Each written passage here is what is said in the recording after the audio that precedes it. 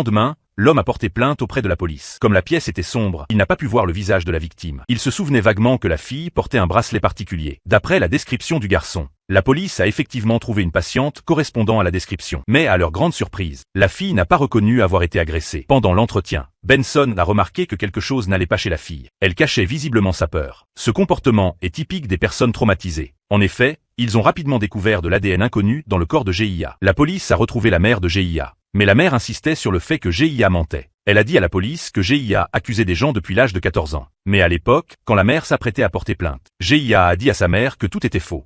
Et après, Ryan vous a laissé penser qu'elle avait réellement été agressée? Gina était malade. J'ai fait ce que j'ai pu, vous savez. Benson est retourné voir GIA et lui a dit qu'elle la croirait sans aucun doute. Cette fois, GIA a enfin parlé. Elle a dit à Benson que c'était son oncle George. Je croyais être en sécurité ici.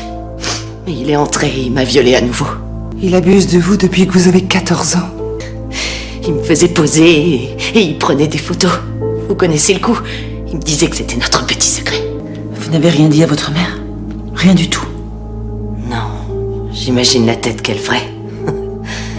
Elle pourrait pas y croire. Benson est allé perquisitionner chez George. Et effectivement, elle a découvert une boîte sous le lit. Dans la boîte, elle a trouvé plusieurs piles épaisses de photos. C'est pas vrai! Cette photo date du 24 avril, il y a un peu plus de 10 ans. C'était le jour de ses 14 ans. Gina! Qu'est-ce que j'ai fait?